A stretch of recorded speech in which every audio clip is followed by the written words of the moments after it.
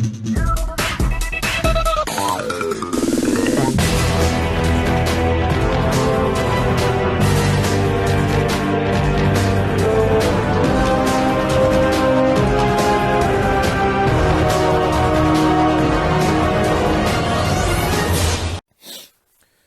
up YouTube, this is Joe from Zephyr War Games, and I'm bringing to you guys another update to Utopia, but not just any Utopia deck, a Utopia Shark deck. Yes, I actually managed to finally find a build online that has the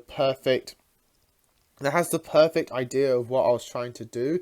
That I was trying to just do it by myself before, but comparing the builds between my own personal tech ideas and my own personal ratio choices to someone else's, bear in mind theirs is using all the new support, which means the structure deck support as well as Battles of Legends support. So I just changed things around to keep it current, up to date, and I feel like I got the perfect build. And not only do I feel I got the perfect build, I've also got you guys, I believe, a 3-card combo at the end, which shows you how to get 2 negates on your first turn, going first with this deck, which doesn't seem much, but again, for Utopia deck, it's pretty good. So if you enjoy, give us a like and subscribe down below. Ding that notification bell, because obviously if you enjoy a person's content here on YouTube, you don't want to miss out on that content, and that notification bell helps prevent that. And all of that is greatly appreciated, and we thank you guys so much for doing so.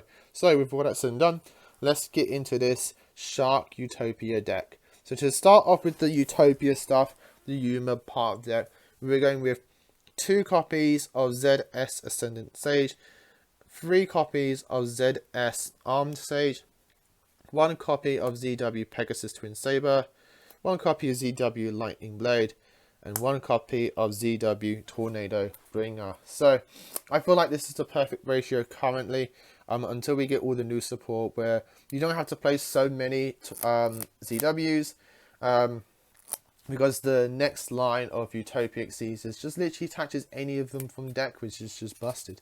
But you want to play at least 2 in this variant, because you search 1 with your Armed Sage, which then allows your Utopia to equip the second from deck, being Pegasus Twin Saber.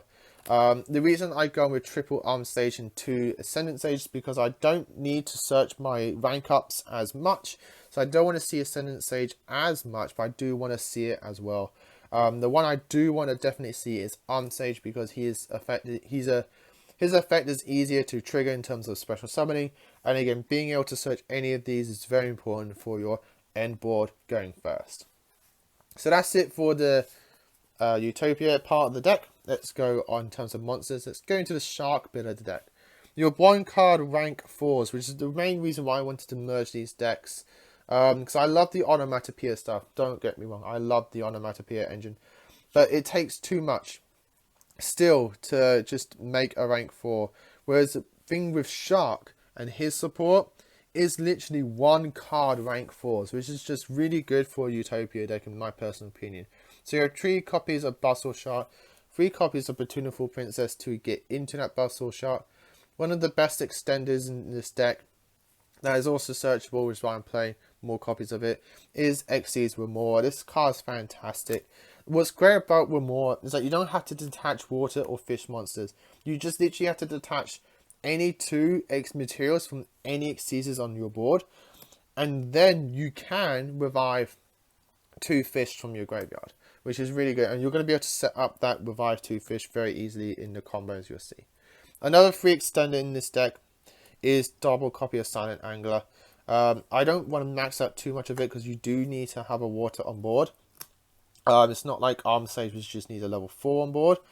So I've just gone with 2 copies, because it's a good extender, but I don't want to see too much of it, so I don't like it to clog my hands, that kind of thing. And to round up the monsters, we're playing the 1 copy of Lantern Shark and 1 copy of Lifeless Leaf Fish. I'm kind of you're seeing the combo as why I'm saying this. I'm kind of tempted to max this out on 3 and drop Buzzsaw to 2, and you see why in the combo why I'm thinking about doing that. But yeah, there's that. Moving on to spells, we're playing 3 copies of XT Change Tactics. This is literally your draw 1 by just making your monsters. It's fantastic. and it sets up your rank ups as well. 3 copies of Zexal Construction, essentially 3 copies of Armed Sage and 3 copies of Ascendant Sage, which is just fantastic, as well as 3 copies of any of your rank ups. So if you literally wanted to cut out the Utopia bit and just make a Shark deck, but you want to use this new support, I would definitely just say play Construction, because Construction means you can get to your rank ups. What's also good about it is because if you are playing the 7th one in your deck, Zexal Construction can return that brick from your opening hand back into your deck while still searching a different rank up, which is very, very good. 1 copy of Rota for searching out your Ascendant Sages. Your Sages, 1 copy 1-for-1 to get out to your Bountiful Princess, and 2 copies of Generation Force to search your XYZ cards in the deck. Moving on, we have 1 copy of Rank Up Magic Zexal Force and 1 copy of Rank Up Magic Newman Force. This is to go into your Zexal and your Dragonic cards, and your Newman Force is to go into any of your Chaos Seasons that you are playing. 1 copy of Double or Nothing. You don't actually have to play 2 copies of it since we are playing Zexal Construction, because we can just return this back to deck to always be able to resolve our double up chance. Utopia Double, 1 copy of Pot of Avarice, because you do burn through your extra quite a lot as well as your main deck, so I like to be able to return it all back in the late games and keep on powering through. 1 copy of Monster Reborn, Generic Revival, 1 copy of Call by the Grave, and then for traps I'm playing 1 copy of Xyz's Revive Splash. This helps you go into your rank ups as well, so that way you'll always be able to have a form of disruption on the following turn. And what's good is that you can revive anything and turn it into any water, so because it just makes it water, which is just fantastic. And 2 copies of Xyz's Block. This is my negation for the deck to also help you go first, because it is searchable by your Generation Force. So it's just a free monster negate for the cost of detaching with Overlay Unit, which you'll always be able to do. That's it for the main deck. Moving on to the extra, we're playing 2 copies of Double Utopia. Or 2 copies of Utopia, because 1 for your just rank up spamming with your Xyz change tactics, and then 1 for your end game with Double or Nothing. 1 copy of Utopia Ray to also trigger that Xyz change tactics. 2 copies of Utopia Double. This is the main way you're going to be going into Ultimate Dragonic Utopia Ray, because you want to save your rank up Zexal Force to go into your Dragonic Halberd. Halberd can then get you into your Zexal Construction, which can then get you to any extender for your following turn, which is just all that nice. That's it for the Utopias. Moving on to the Shark part of the extra deck, we're playing 1 copy of Valiant Shark Lancer, a great disruption that you can summon out with your Xyz Revive Splash, as well as your Buzzsaw and Lantern Sharks. 1 copy of C101 on a Dart and 1 on a Arc. These are actually really good in the deck, because not only are they removal, but then you can combo very well with things like Xyz Remora and your other negations like Xyz Block and stuff like that. Like, overall, they're just very good extenders for the deck, as well as being just disruption removal as well. 1 copy of Shark Drake.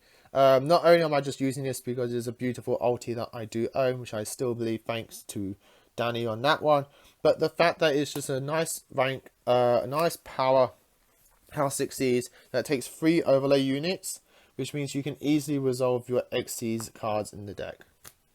1 copy of Abyss Dweller. It's just a nice generic rank 4 to make. That can be a good end board card to make. And then 1 copy of Bahamut Shark, and totally awesome, because if you're playing Water Xyz, you're going into these. So that's it for the main deck and extra deck. Let me get into that combo that I was explaining before. So you literally just need either Bountiful Princess and Lifeless Leaf Fish. You also want your Xyz Remora, as well as your Generation Force. You can also use your 1-for-1 as well. And then you want your Armed Sage, or your Zexal Construction, or your Rota.